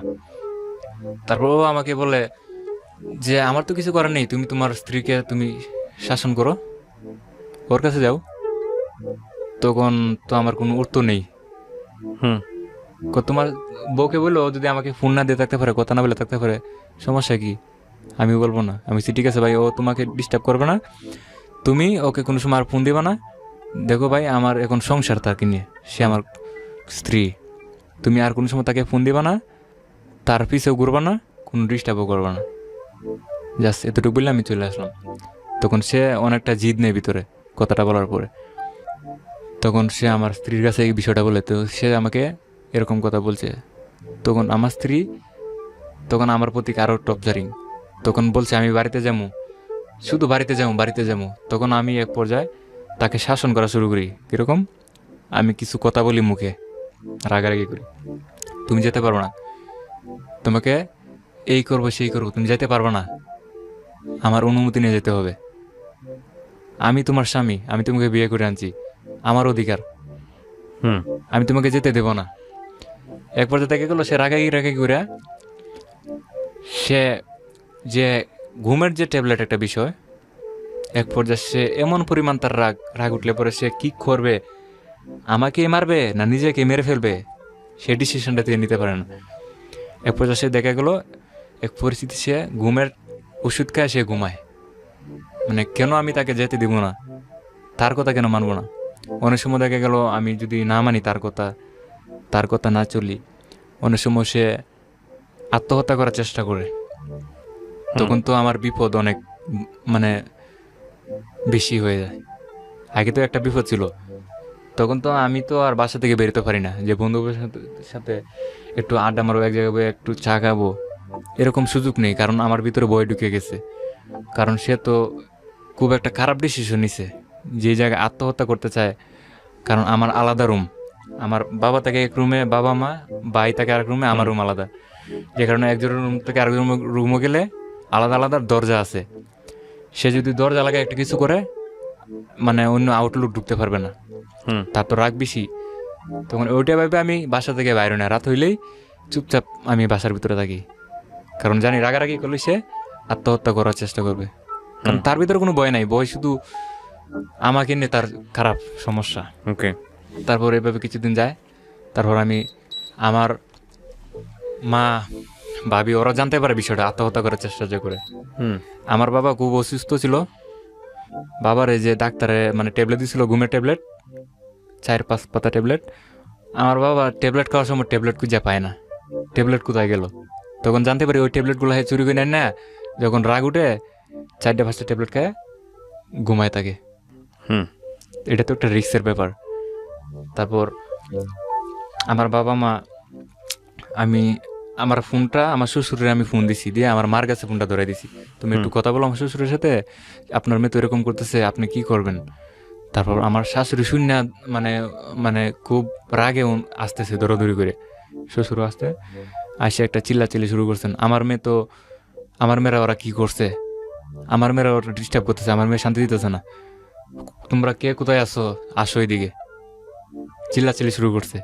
মানে ঘটনা কি ওটা জানতে চাইছে না, যে আমি তো স্বামী জামাইয়ের বাড়িতে আসছি, মেয়ের জামাইয়ের বাড়িতে একটু বসি, কি হয়েছে শুনি, এরকম মানে কিছু চায় না, আইসে চিল্লাচিল্লি শুরু করছে। সবাই মানে একসাথে হয়ে গেছে, অনেক মানুষ বলতেছে না আমার মেয়ে মারছে, এই করছে, আমার মেয়ে তো এরকম করছে না কোনো সময়, ওরা নষ্ট বানায় ফেলাইছে, শান্তি নাই, ওরা কেউ দেখতে পারে না, মানে ওনারা যা মন চায় তাই বলতেছে, আর মানুষও ওইটা বিশ্বাস করতেছে, 100% সাপোর্ট।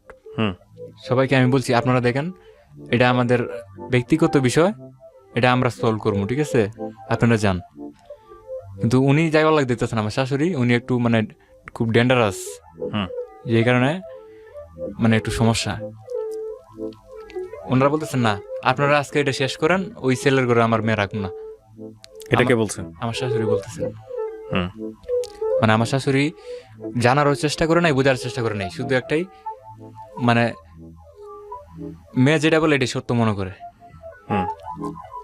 এক পর্যায়ে আমি সবাইকে কইছি যে ময়মুরিতে যারা আছে আপনারা বসেন ঠান্ডা মাথায়, আমি বিস্তারিত বলতেছি, ওর কাছে আপনি বিস্তারিত শুনে ঘটনা কি, সে এরকম কেন করবে, আত্মহত্যা কেন করবে, ঘুমের ট্যাবলেট কেন খাবে, একটা ঘুমের ট্যাবলেট খায় যদি সে শুয়ে পড়ে যদি মারা যায়, এটা তো খারাপ জিনিস।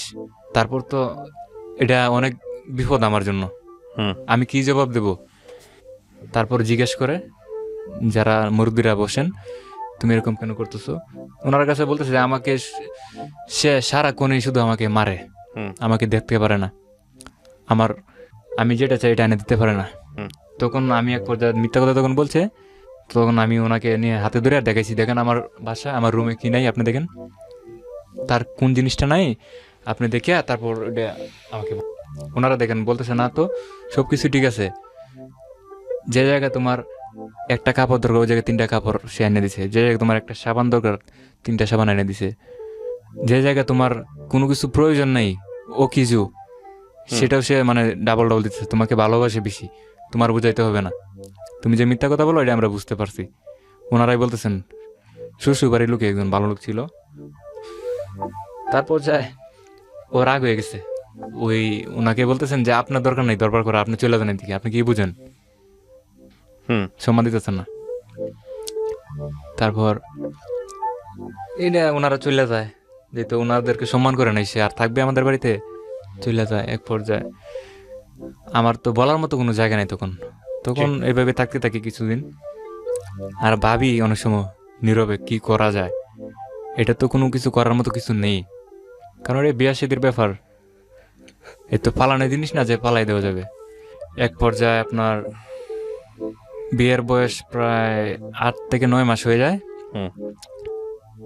10 এরকমই হয়ে যায়। তারপর সে একটা ডিসিশন নেয়, ওর খালাটাকে, ওর যে খালা আমার ওয়াইফের সাবার থাকে, খালা খালু খালাতো বোন ভাই ফ্যামিলি নিয়ে ওই দিকে থাকে অনেকদিন যাবত, প্রায় 15-20 বছর হয়ে যায় দিকে থাকে। সে আমাকে বলতেছে আমি সাবার যাবো, আমি বলছি খালাকে কেন যাবে, কই দিকে আমি খালার বাসায় থাকবো, আমি বলছি খালার বাসায় থাকবা আমি কি করবো, তোমার মন চলে যাইবা কাজ করবা।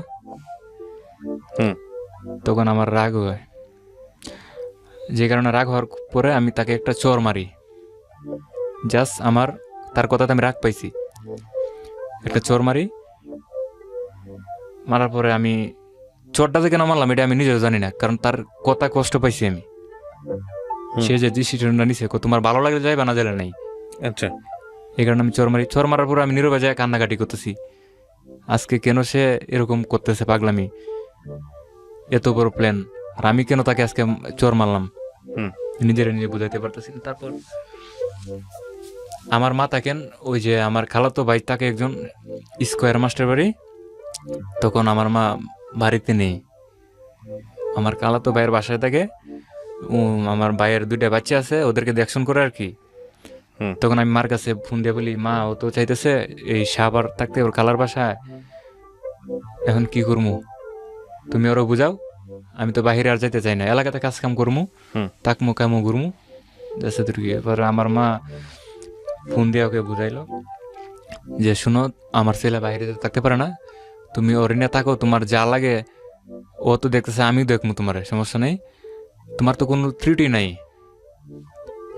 আর বাহিরে যাওয়ার দরকার নাই, যেহেতু বিয়ের বয়স 1 বছর এখনো হয় নাই, 1টা বছর আবার যত দেশে থাকো, সময় আছে অনেক তোমাদের সামনে, তারপরে যাও, এখন তুমি যাও না, তোমার প্রয়োজনে তুমি সময় যদি না কাটে, তোমার একটা ওই যে সেলাই মেশিন আছে না যেগুলো কাপড় সিলি করে, তোমাকে একটা মেশিন কিনে দেবো, তুমি এই কাপড় চোপড় একটু সিলি টিলি করবা, তুমি আয়রন টায়রন করবা, সময় এমনিতে কাটাইবা, সমস্যা নেই, সবার সাথে আড্ডা করবা, গল্প করবা, সমস্যা কি, তোমার তো এখন ভালো থাকার সময়। তখন সে মানে না, আমার মারে সরাসরি বলছে আপনার ছেলে যদি আমার সাথে ওই দিকে না যায় তাহলে আমি ওর সংসার করবো না।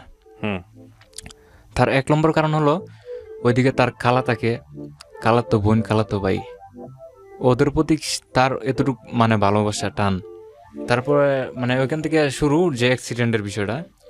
তারপর আমি বাধ্যতামূলক আমি যদি ঢাকা না আসি ওর সাথে আমার সংসার করবে না, তখন তার কথা রাখতে গিয়ে আর তাকে আমি ভালোবাসি সেই জন্য তার কথা আমি রাখছি। তারপর আমি চলে আসি তার নিয়ে ওইদিকে, প্রায় এই যে গত বছর এই ঈদের এই 15-20 দিন আগে আসি এদিকে সাভারে। আসার পরে আমাদের কালা শাশুড়ি থাকেন যে বাসায় পাশে একটা প্লাট আছে, ওইদিকে আমরা রুম নেই দুজনে, ওনারা রুম দেখে আমাদেরকে রুম দেন, তারপর রুম টুম আমরা নতুন নেই, তারপরের দিন আমি কাজে জয়েন করি। আচ্ছা। যাওয়ার পরে আমি কাজ শুরু করি। যে আমার যে হেড মিস্ত্রি ছিল, হেড মিস্ত্রির কন্ট্রাক্টারে বলছিল একটা কথা, আমার যে কন্ট্রাক্টার, হুম যে আমার বিষয়ে বলছে যে ও তো নতুন মানুষ, এদিকে একটা মেইন লাইন আছে, প্রপার্টি লাইন, হুম ওই লাইনটা তুমি বন্ধ করে রাখবা, কারণ ওরা নতুন কাজ করতেছে, এই বিষয়ে অভিজ্ঞতা কম, শর্ট খাইতে পারে যে কোনো সময়। হুম লাইনটা তুমি বন্ধ করে রাখবা। আর দ্বিতীয়ত কথা হলো ওদেরকে তুমি উপরে তুলবা না, বিল্ডিং এর উপরে। হুম ওরা আবার তো নিচে কাজ করতে পারবে অনেকদিন। মানে আমাদের যে উস্তাদ ওনাকে বলছেন, হুম কিন্তু উস্তাদে করছেন কি, মেইন লাইনও বন্ধ করার নাই, আর আমাদেরকে সতর্ক করে নেই যে আচ্ছা। এদিকে এই জিনিস আছে, এদিকে এই জিনিস আছে। হুম আমাদেরকে উপরে পাঠাইছে, যেদিকে বারণ করছে কন্ট্রাক্টরে ওকে। ছিল। আমার কোনো মাথায় কোনো আঘাত হয় নাই। হুম এক পর্যায়ে আমার শুধু মানে আমার যে ভিতরটা, আমার যে হাতের পায়ের দুই হাঁটু, হাতের মাংস, সবগুলা মাংস নিচে জমা হয়ে গেছে, পড়ে গেছে। এক মুহূর্তেই? হ্যাঁ, মানে সিদ্ধ হয়ে মাংস পড়ে গেছে। আর আমাকে কারেন্টে এমনভাবে ধরছে, যখন আমি কারেন্টে শর্ট খাইছি, হুম ধরেন আমি যে জায়গায় শর্ট খাইছি এর থেকে 1 ফিট দূরে হইলো ছাদের, মানে ছাদের বিল্ডিং এর শেষ মাথা, কয়তলায় ছিলেন? দুতলায়। আচ্ছা, মানে ধাক্কা খেয়ে পড়ে গেলে তো যাইতো। না, আমি ইচ্ছে করে চাইছিলাম পড়ে যেতে এখান থেকে, কারণ পড়ে গেলে একটা হাত বা একটা পাও ভেঙে গেলেও হুম সেটা চার্জারি করে ঠিক করা যায়, আমি যেটা জানি। কিন্তু পুড়ে গেলে কোনো কিছু সেটা পরবর্তীতে ঠিক হয় না, রাইট। এই বিষয়ে আমার অভিজ্ঞতা। তো আমি চাইতেছি আমি নিচে পড়ে যাবো, অথচ আমি চেষ্টা করতেছি, কিন্তু আমাকে যে মেন লাইনে আমার ধরছে, আমি এই লাইনের কাছে যেরকম একটা পিঁপড়ে যদি আমি পাড়া দেই, ওইটা সরতে পারবো না। তখন আমার এই পরিস্থিতি, আমি যত চেষ্টা করি, আমি শুধু চিল্লাপাল্লা করতেছি, অথচ আমি জ্ঞান হারাও হয় নাই। আবার আমি মনে করেন তখন যখন একটা গরু যখন জবাই করে ছেড়ে দিলে যেরকম কষ্ট পাবে, ঠিক ততটা কষ্ট আমি পাইছি। এক পর্যায়ে যে জায়গায় আমার মাংস পড়ে যেতেছে সিদ্ধ হইয়া, আর আমার আঙ্গুলগুলা পুড়ে গেছে হাতের। আর আমি শর্টটা খাইছি প্রায়, আমি কারেন্টের শর্টটা খাইছি প্রায় 4 মিনিট। এই লাইনটার মধ্যে আমি 4 মিনিট মানে এভাবে আসছিলাম। তখনও আমাকে কেউ, নিচে অনেকে দাঁড়ায় থেকে দেখতেছে, কেউ আমাকে বাঁচাতে চায় নাই। শেষমেশ ছাড়া পেলেন কিভাবে? শেষমেশ 4 মিনিট পর ওই যে মেইন লাইনে একটা ড্রপ থাকে, যে ড্রপটা পড়ছে, মানে আমার যে লোডটা নিতে পারে নাই, তখন লোডটা না নেওয়ার কারণে আমার ভাগ্যে ভালো, মানে ড্রপটা ভরে যায়। ড্রপটা যখন পরে একটা মানে আওয়াজ আসে, যে আওয়াজটা মনে করেন প্রায় 10 কিলো দূরে যায়। 10 কিলো ঘটনাস্থল থেকে। এত জোরে আওয়াজ? জি, টেনিস মিটার একটা ব্রাস্ট হয়ে গেছে। যে যখন এই আওয়াজটা হয়েছে তখন অনেকে আসছেন দেখার জন্য। তখন আমি কিছুটা আমার চেঞ্জ আছে, তখন আমি অনেকেরই বলতেছি যারা আমার পাশে, আমাকে একটু পানি দেন, আমি মরে যাবো এখন, আমাকে একটু পানি দেন, আমার দম বন্ধ হয়ে যাইতেছে, এরকম বলতেছি। কেউ আমাকে পানি দেয় না, পানি খাইলে বলে সবাই বলতেছে আমি মারা যাব। তখন এক পর্যায়ে আমাকে যে অ্যাম্বুলেন্স আনছে, কেউ আমার শরীরে মেসেজ করতেছে, কিন্তু আমার শরীরে যে মেসেজ করবে এরকম কোনো পরিস্থিতি নেই। আমার সব শরীরেই মাংস পড়ে গেছে বললে। আপনার আরো পুড়ে গেছিল ভিতরে? পোড়া আছে আরো? জি। এই 2 হাতের বাইরেও আপনার পোড়া আছে? জি। আহা, আল্লাহু আকবার। কতদিন আগের ঘটনা এটা? এটা আজকে থেকে প্রায় 7-8 মাস। তারপরে তো একটা অবর্ণনীয় জীবন গেছে, ব্যান্ডেজ করা থেকে শুরু করে হাসপাতালের যেগুলো হয়েছে ঘটনা। ওয়াইফ কি করছে এরপরে? ওয়াইফ তখন আমার জায়গাটায় আসে নাই। জি, যখন আমার অ্যাক্সিডেন্ট হয় তখন সে তার বান্ধবীকে নিয়ে ঘুরতে যায়, খবর পাইছে যখন আমি কারেন্টে শর্ট খাইছি। আমার সাথে একটা ছেলে ছিল হেল্পার, ওর কিছু হয় নাই, মানে আগার টাইম পাইছি বেশি। তারপর ও আইসে দেখতেছে না, আমাকে অনেকে মেসেজ করতেছে একটা রাস্তার পাশে, মানে বিছানা বিছায়া আমাকে মাথা বাতাস করতেছে। কিন্তু আমার মানে এরকম মনে হইতেছে যে আমি কিছুটা সময় থাকতে পারি, এরপরে আমার মানে মৃত্যুর সময় আসে পড়ছে। কোনোভাবে সম্ভব না, কারণ আমাকে যে একজনে ধরে আমাকে গাড়িতে নিয়ে উঠাবে, এরকম ধরার মতো জায়গা নেই। যেদিকে দৌড়বে এইদিকে মানে হাত ঢুকে পড়বে এরকম। যে আমার যে গায়ে কাপড় ছিল, কাপড় চোপড় পুড়ে গেছে সব, মানে প্যান্ট গেঞ্জি পুইরা শরীরে লাগিয়ে গেছে। ওইগুলা কেউ টাইনা বার করতেছে, আর আমার কষ্ট হইতেছে এরকম ভাবে। তখন অ্যাম্বুলেন্স আনলো, তখন আমাকে মানে শরীরে ধরলেই আমার কষ্ট হয়। তারপর ওই আঙুলগুলা পুড়ে গেছে বাম হাতের। তারপর আমাকে এনাম মেডিকেল কলেজে ভর্তি করেন নিয়ে 3 দিনের জন্য, 5 বেড ক্লিনিকে ভর্তি করার পরে তখন আমার ওয়াইফ আমার সাথে ছিল 3 দিন। তখন 3 দিন পরে অনেক টাকা পয়সা নষ্ট হয়েছে। নষ্ট হওয়ার পরে মানে এইদিকে বলতেছেন চিকিৎসা চলবে না, আমার হাত দুইটা কেটে ফেলতে হবে, হুম কোনো সার্জারি হবে না, আর একমাত্র বাহিরে নিয়ে যেতে হবে, হুম আমাকে নিয়ে একদম কাতার যেতে হবে, নাইলে ইন্ডিয়া, এই প্লাস্টিক সার্জারির জন্য।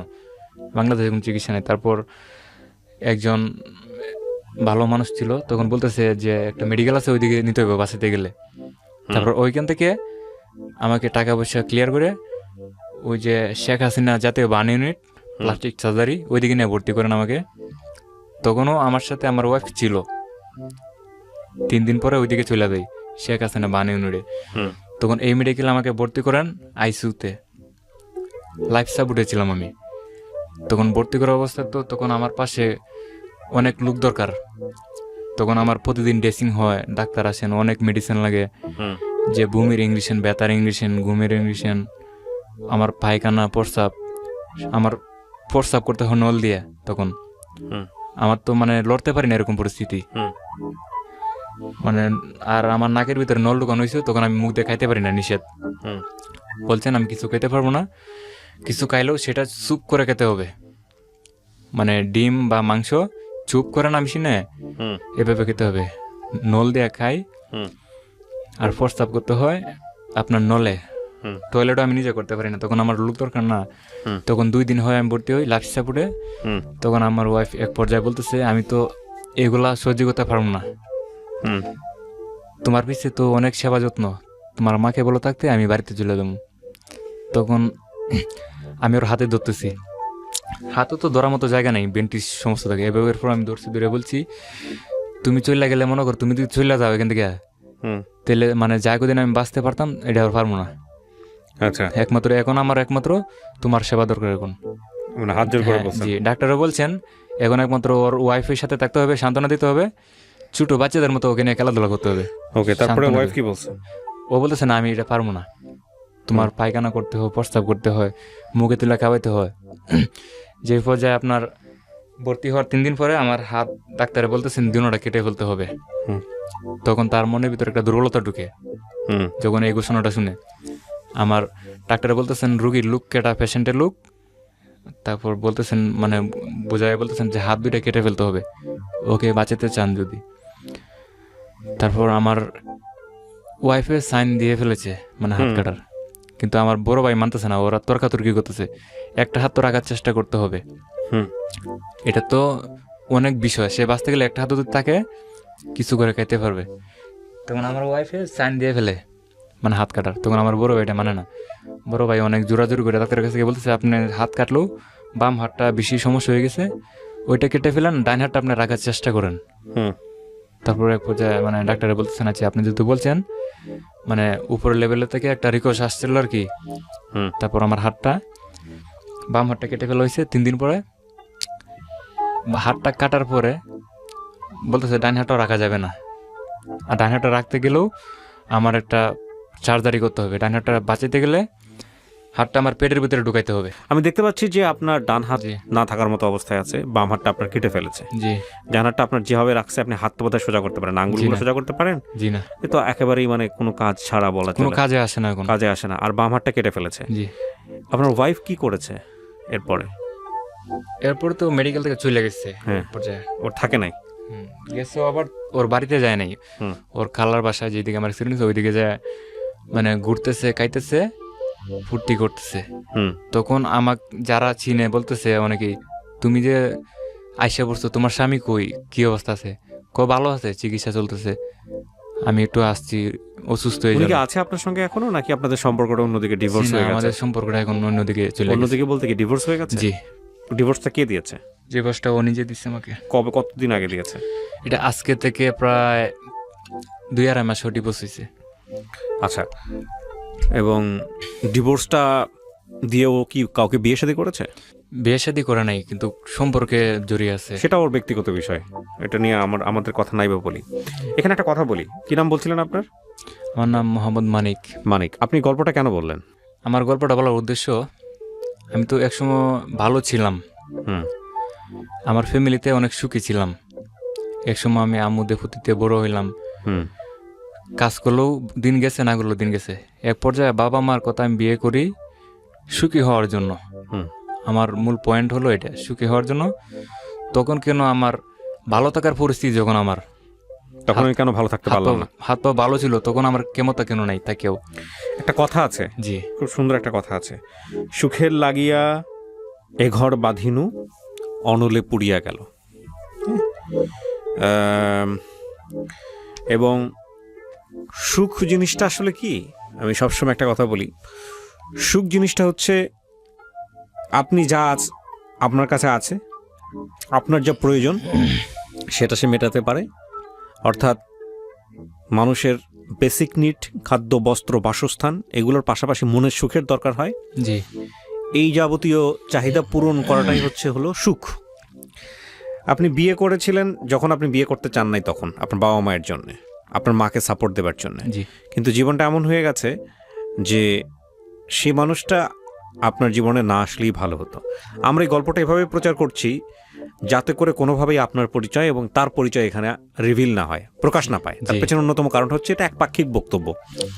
ওই মেয়েটাকে নিয়ে এসে যদি আমি আপনার জায়গায় বসিয়ে দিই, ও 1-2 ঘন্টা ধরে আপনার বিপরীতে অনেক অভিযোগ দাঁড় করাতে পারবে, তাই না? আমি কি ঠিক বলেছি? জি।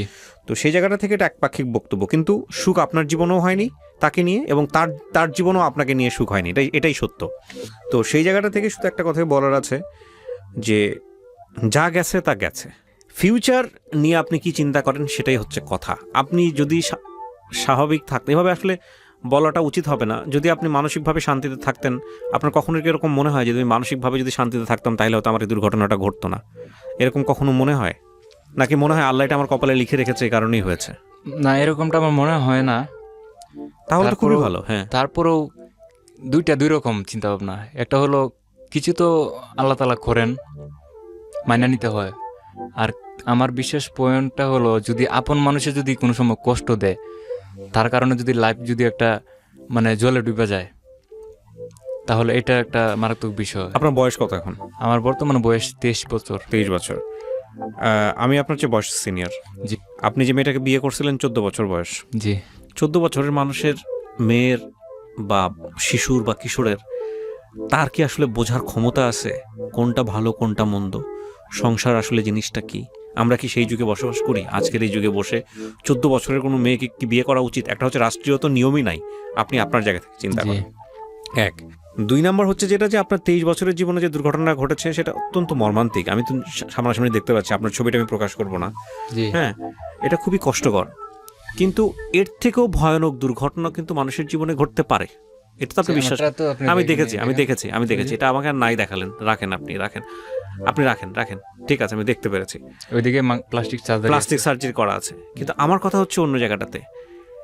আপনাকে তো আল্লাহ, আপনি আজকে 2 পায়ে হেঁটে আমার অফিসে আসছেন না? জি। আল্লাহ তো আপনাকে সেই জায়গাটা বন্ধ করে দিতে পারতো চাইলে, ততটুকু তো রাখছে। এখন কথা হচ্ছে কি, আমি ভাবে সহজ করে উদাহরণ দিই। একটা গ্লাসের অর্ধেক, আপনার বোঝার জন্য বলছি, কারণ এই উদাহরণটা যারা রেডিও শুনবেন তারা অনেকেই জানেন, অর্ধেক পানি দেয়া আছে।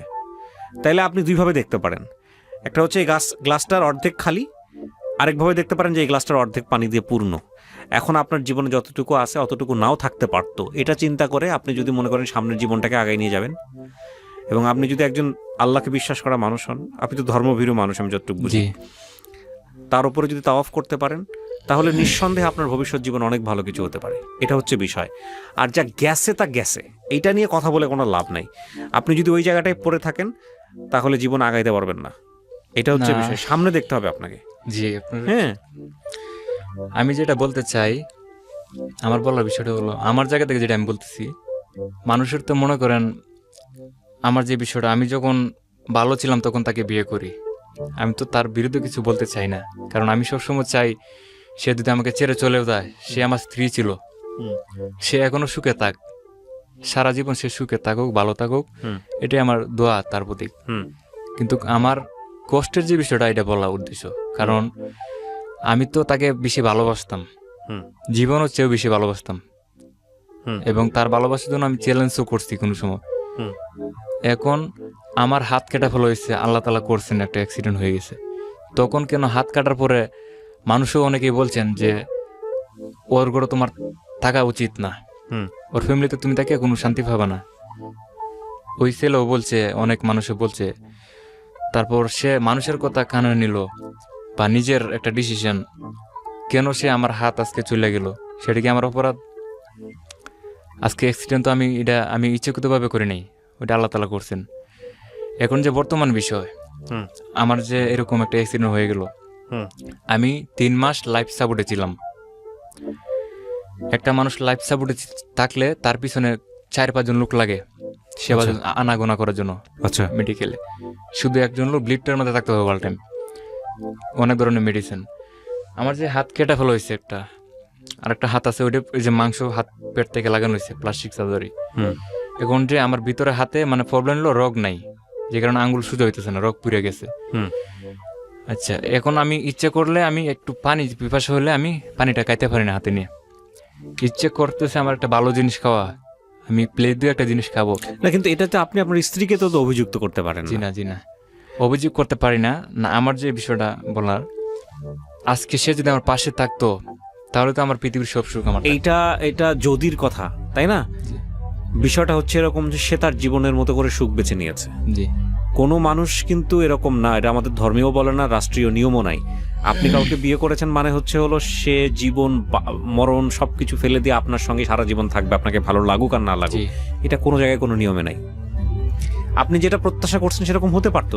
সেরকম একটা মেয়ে আপনাকে যদি পছন্দ করতো, আপনি তাকে যেভাবে ভালোবেসেছেন, ওই মেয়েটাও যদি আপনাকে সেভাবে ভালোবাসতো, তাহলে নিশ্চয়ই আপনাকে অবস্থায় ছেড়ে সে চলে যেত না। কিন্তু মেয়েটা তো আপনাকে শুরু থেকেই ভালোবাসেনি। এই বাস্তবতাটা আপনাকে মেনে নিতে হবে। হয়তো আল্লাহ ভবিষ্যতে আপনার জন্য এমন কাউকে রাখছে যে হয়তো এটা দেখেই আপনার জীবনে আসবে এবং সে আপনাকে আপনি যা চেয়েছেন তার চেয়ে অনেক বেশি ভালোবাসবে, জি তাই না? তো সেটাকে ফোকাস করে আপনার সামনের দিকে দেখতে হবে। বরং আপনি দেখেন আপনার এই জীবন যেটা হওয়ার কথা ছিল সেটা হয়নি, বরং এখানে সুখের জায়গাটা হচ্ছে এটাই যে আপনি আপনার বাবা মার কথা শুনেছেন, বাবা মাকে সুখী করার জন্য আপনি চেষ্টা করেছেন, এটাই হচ্ছে আপনার সবচেয়ে সুখের জায়গা।